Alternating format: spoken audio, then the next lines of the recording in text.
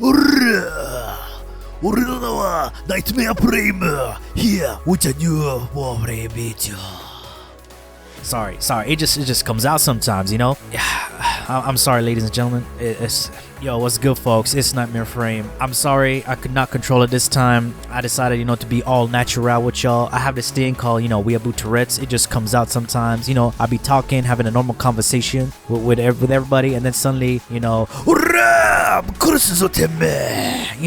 just can't control it. So this time, rather than cutting out all those parts where I get these little tics, right? I decided, let me leave it in so you can, see the true side of me. Because I be talking normally about a Warframe, and then suddenly, it just comes out. It's alright to smash! It's hard, it's hard.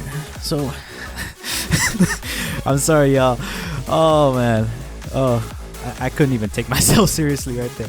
What's good, folks? It's NightmareFrame here with a new Warframe build video. You know how there are some people always, commenting on my videos, they'll be like, if you put like adaptation and arcanes, any Warframe can be tanky. I'm like, bitch, shut up. No, that's not true. There are just some frames who are designed to be tanky and some who are not designed to be tanky. That sounded better in my head. But with the help of some mods and arcanes, yes, they can be tanky, but you have to play them in a certain way, play smart. But what if there are frames who are completely not designed to be tanky, right? What if I make them tanky? Yo, I'm here with my Immortal Nyx build, y'all. It's crazy, it's powerful, it's undying, it debates the living daylights out of enemies, and let's get to it.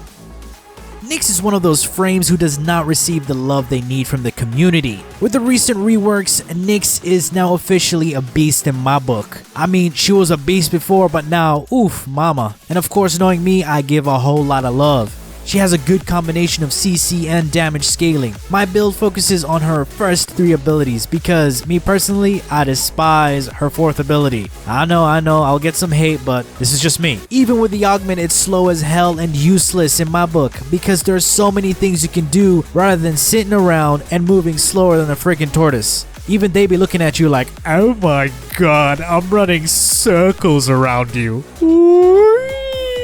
I'm fast. Shut up, Billy.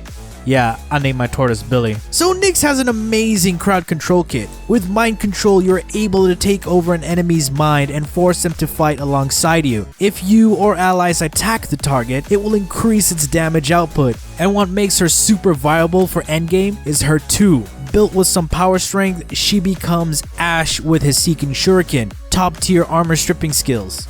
Chaos is one of my fave abilities in this game, and it's her best CC, and also works as Nyx's survivability skill. It confuses the enemy and causes them all to see each other as the Tenno.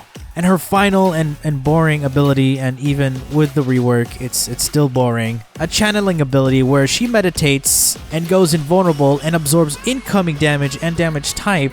And when she leaves her meditative state, she releases all the damage back to the enemies. And the augment basically enables you to walk during this state. Wow.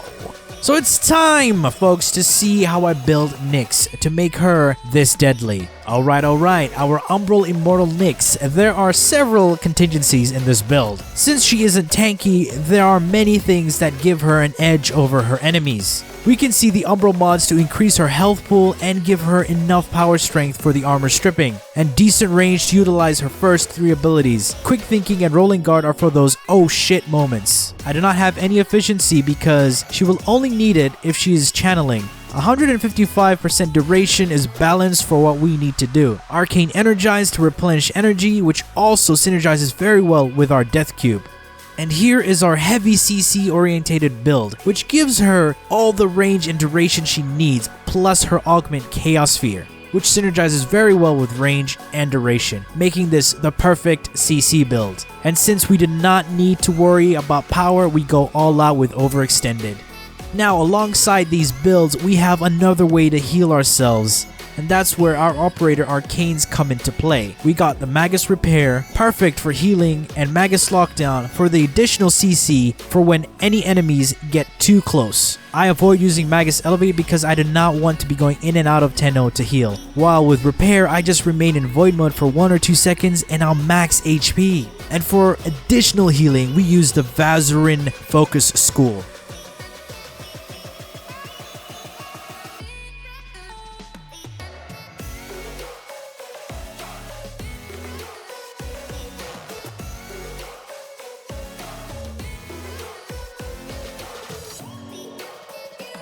Onto our Death Cube, which helps us with energy and paired up with the synth mods to keep it healed up at all times.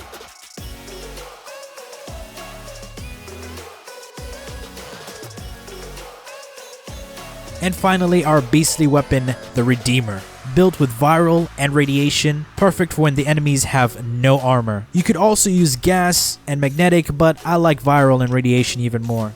So, doesn't mean if you put adaptation you automatically make the Warframe tanky. It's a minor damage type resistance, but with this setup on my Nyx, it really brings out the insane survivability and damage negation alongside her amazing abilities. Alright, so if you've enjoyed this video, please feel free to leave a like, share, and subscribe. Also, if you want more, go ahead and follow me on social media and join the Discord. Links will be in the description.